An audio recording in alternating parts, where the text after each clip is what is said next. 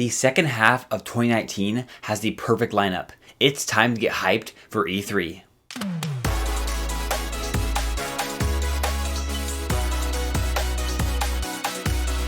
Hello everyone, my name's Adam and welcome to TimeLag Gaming. I've been wanting to talk about this for several months now, and then Nintendo Prime made a video talking about just how good this year's lineup actually is, and how it's better than 2017 and 2018. But he also made the point that we don't really talk about how good this year's lineup actually is. I agree with him, so today I'm going over my thoughts on this year's lineup, but more specifically how the second half of 2019 is going to be perfect with an unbeatable lineup of amazing games each month.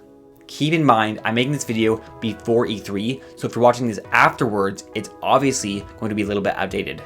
In terms of first-party games, the first half of 2019 has not been the best, but the second half really is looking amazing. Now, we don't have release dates for a lot of the games yet.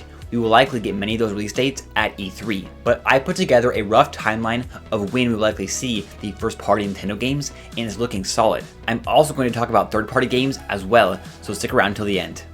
Here's the rough timeline for first-party Nintendo games for the second half of the year.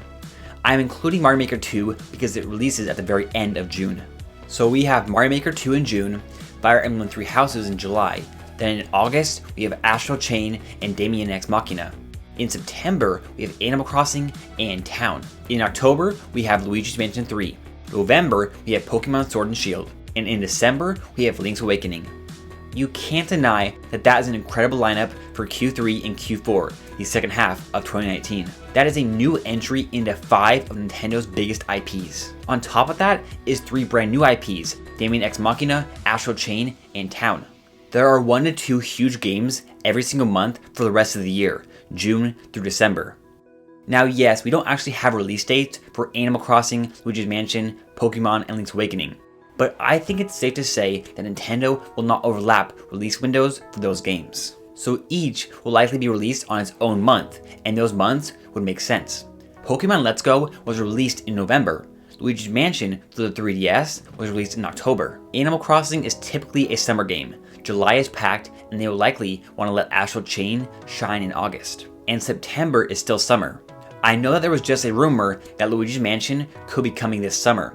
However, I'm still thinking October because the summer is already packed. But perhaps Luigi's Mansion will be in September and Animal Crossing will be in October instead. Those are just my personal predictions for release months though. They could be way off. Either way, this helps to map out what the second half of 2019 could look like, and it's beautiful. If anything, this should just get you even more hyped for E3. Because we are going to get a lot of new info on these games, unannounced games, and a roadmap for what the rest of the year will actually look like.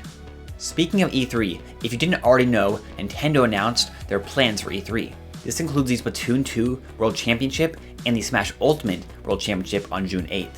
They have also announced the Mario Maker 2 E3 Invitational. Then on June 11th at 9 AM Pacific Time will be the E3 Nintendo Direct. According to Nintendo, this will include Nintendo Switch titles for 2019. Then as usual, there will be the Nintendo Treehouse Live for 3 days. This is where you can see gameplay of these upcoming titles. So if you're hyped for the rest of the year, you better be hyped for E3. But as always, do not set your expectations too high. Anyways, back to this year's lineup. Before we get to the third-party releases, let's quickly break down each of these big first-party titles coming the rest of the year. First, we have Super Mario Maker 2, which releases June 28th. Now, we just had the Mario Maker 2 Direct, so we basically know all about it, and it's going to be an awesome game. Mario Maker 2 will be an excellent addition to the lineup. Now we have Fire Emblem 3 Houses, which releases July 26. In this new entry, you are invited to teach as a professor in one of the 3 houses. You must help improve your students' academic skills and their skills in battle. I am not a Fire Emblem fan at all, but from what we've seen so far, it looks like it's going to be a great new addition to the Fire Emblem series. Fire Emblem fans are hyped for this game, and if you aren't a Fire Emblem fan, don't worry, the month of July is packed full of other games. Next, a new IP from Platinum Games. Astral Chain is set to release on August 30th. When I first saw this game, I thought it wasn't my type of game, but as the trailer continued, I started to like it more and more. You are part of a police special task force fending off alien creatures. The unique part is you are chained to your Legion partner that helps you investigate in battle. Astral Chain is looking like a really interesting, fun new game. Next we have Damien Ex Machina, which releases this summer. This is another new IP and it's all about mechs. There is a ton of customization with your mech, and you can even grab environmental objects to use as weapons, which is awesome. You can battle in the air and on ground. There will also be online and local wireless modes. Overall, it's looking like a pretty sweet game, and they delayed it, which means they're taking their time to ensure it's going to be an amazing game. Then we come to Town. The name is not final, but it's set to release in 2019. This is a brand new RPG from Game Freak, the developers behind the Pokemon series. I'm not huge into RPGs, but Town looks like a refreshing entry into the genre. It takes place in a small peaceful village that is protected by a castle. Then monsters appear and you have to team up with the villagers to defend the village. It will be interesting to learn more about this new IP. And now, Animal Crossing. It's said to be released this year, but we haven't heard or seen anything. I know Animal Crossing fans are getting anxious. We should see Animal Crossing for Nintendo Switch at E3. And then we will most likely get an Animal Crossing Direct before its release. This game is going to be huge in terms of its impact for Nintendo Switch. For now, we just have to wait. Next is Luigis Mansion 3, which is set to release this year. The title is not final, and we haven't seen anything about it in a while. However, we do have a trailer for it, and I think it's looking good so far. I haven't played any of the other games in this series, but I have them on my 3DS, and I will definitely be playing them before the new entry comes out later this year. Gen 8 Pokemon are coming in 2019 with the release of Pokémon Sword and Shield. There has been some mixed reactions on the graphics and starter Pokemon, but this is mainline Pokemon on Nintendo Switch and it's going to be huge. The region it takes place in is looking really nice, and we may even see some new stuff like armored legendaries. No matter what, these games will be excellent additions to this year's lineup. Again, I'm not big into RPGs, but these new entries actually have me interested. Lastly is the Legend of Zelda Link's Awakening, set to release in 2019. This is a remake of Link's Awakening on the Game Boy. Not everyone likes the art style, but it's a new Zelda game coming to Nintendo Switch, and I'm hyped. Most Switch owners probably haven't played Link's Awakening, and for many of them, Breath of the Wild may be their first Zelda game, which means this will be many people's first top-down Zelda game. I cannot wait for this game. Now on to third-party games for the rest of the year. It's harder to predict the release dates for third-party games, and lots of them don't have release dates. But I went ahead and spread out these titles into a timeline. So in June we have Triumph Series 1 through 3, Mutant Year Zero, Bloodstained Ritual of the Night, and Crash Team Racing. In July, we have Marvel Ultimate Alliance 3, Wolfenstein Youngblood, God Eater 3, and Dragon Quest Builders 2. In August, we have Devil May Cry and Darksiders 2. Then in September, we have Oninaki, Trine 4, and RPG Maker. October, we have Dead by Daylight and Dragon Quest XI. November, we have Rune Factory 4. In December, we have Doom Eternal. Plus, we'll also probably get FIFA and other EA Sports games as well. And of course, there will be many more third-party games revealed throughout the year. We may even get 1 or 2 more first-party games announced at E3. As you see, the third-party lineup is looking pretty amazing as well. The fall and holiday time is a bit bare, but that should be filled out by the time E3 is over. Plus, we'll also get random game announcements throughout the year, and there will also be more Nintendo Directs near the end of the year.